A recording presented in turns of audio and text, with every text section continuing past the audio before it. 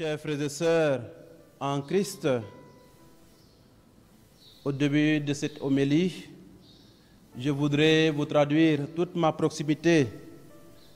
Je voudrais aussi vous transmettre toutes les salutations de vos chers prêtres de la quasi-paroisse Saint-Jean-Bosco de Norfois. Merci pour vos messages d'encouragement. Merci pour vos prières en ce jour où nous sommes en train de célébrer le sacerdoce ministériel. Nous voulons nous unir à vous aujourd'hui aussi à travers cette célébration de l'Eucharistie, à travers les médias sociaux, les réseaux sociaux que le Seigneur a mis aussi à notre disposition. Aujourd'hui, nous commémorons le premier jeudi saint de l'histoire, quand Jésus-Christ se réunit avec ses disciples pour célébrer la Pâque. Ce soir, en ce jeudi saint, il nous a fait 3 dons. Il nous a donné l'Eucharistie, sa présence réelle qui nous nourrit en chaque célébration eucharistique, lors de chaque communion. Il nous a aussi donné le sacrement de l'ordre, comme une multiplication sacramentelle à travers le temps et l'espace. Mais aussi, il nous a donné le commandement du véritable amour, pour que nous sachions comment aimer en vérité, sans retour sur nous-mêmes, comme quand il a lavé les pieds de ses disciples.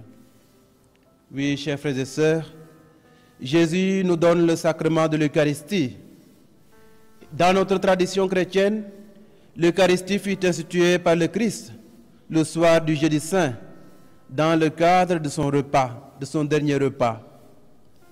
Et les évangiles synoptiques en particulier, Matthieu, Marc et Luc, rapportent le récit de l'institution qui est prononcé par le prêtre dans toute célébration de l'Eucharistie.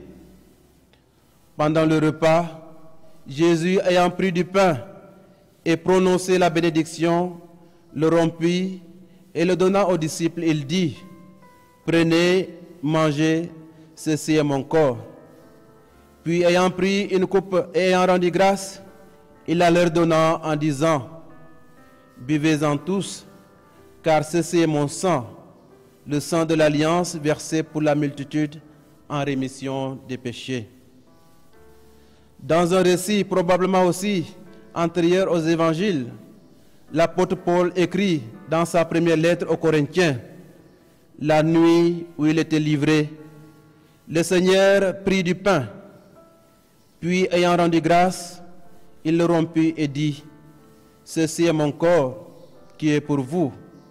Faites cela en mémoire de moi. » Après cela, il fit de même avec la coupe en disant: « Cette coupe est la nouvelle alliance en mon sang. Chaque fois que vous en boirez, faites cela en mémoire de moi. » Chers frères et sœurs, l'Eucharistie est fraternité, et la fraternité est eucharistique. Nous pouvons dire merci à Dieu de nous avoir donné le don de l'Eucharistie. Tout ce dont nous vivons, que ce soit de l'ordre du service, prend sa source même dans cet acte que Jésus a posé pour toute l'humanité et pour tout un chacun de nous. Chers frères et sœurs, le Seigneur nous a donné aussi le sacrement de l'ordre. À la Sainte Seine, en même temps que l'Eucharistie, le Christ a institué le sacerdoce ministériel. Par son intermédiaire, le sacrement de l'Eucharistie pourra se perpétuer. Et la préface de la messe chrismale nous en révèle le véritable sens. Tu as choisi quelques frères pour les faire participer au ministère de son sacerdoce, pour qu'en son nom, ils offrent le sacrifice rédempteur, qu'ils nourrissent ton peuple de la parole et qu'ils les fassent vivre de tes sacrements. Nous commémorons, chers frères et sœurs, également l'institution du sacerdoce. C'est une bonne occasion pour prier pour le pape, pour prier pour les évêques du monde entier, pour prier pour les prêtres et surtout aujourd'hui aussi pour demander de nombreuses vocations à la vie sacerdotale dans le monde entier, pour que les prêtres puissent continuer ce que le Seigneur lui-même a institué. Le Seigneur nous donne aussi, à travers cette célébration de l'Eucharistie, le commandement de l'amour fraternel. Ce soir de ce jeudi saint, l'Évangile nous parle du lavement des pieds du Christ qui lave les pieds de ses disciples. C'était un geste d'hospitalité qui se pratiquait d'une manière habituelle dans le monde du Moyen-Orient. Ce service était normalement accompli par un esclave.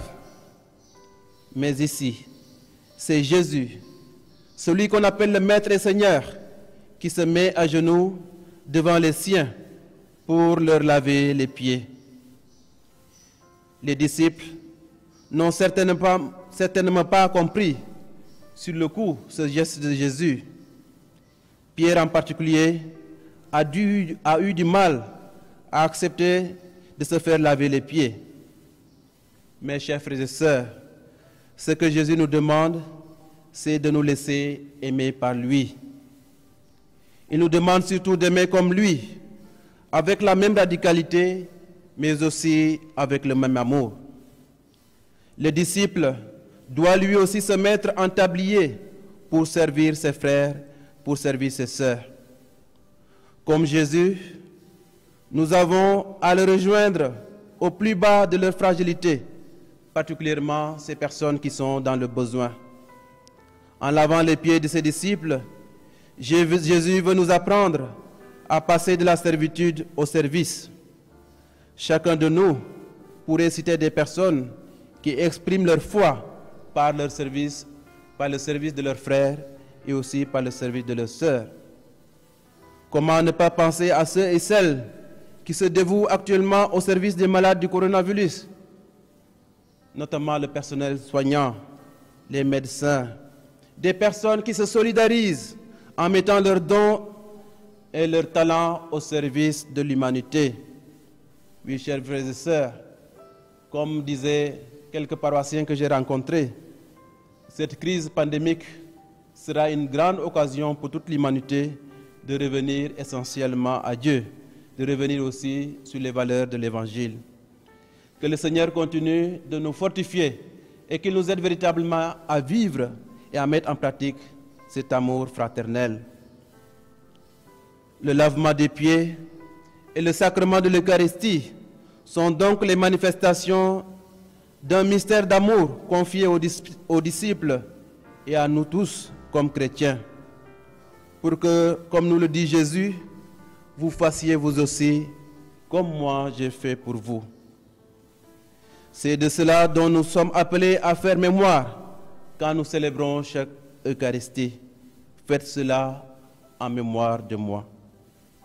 Chers frères et sœurs, bénissons le Seigneur pour le don de l'Eucharistie, pour le don du sacerdoce ministériel.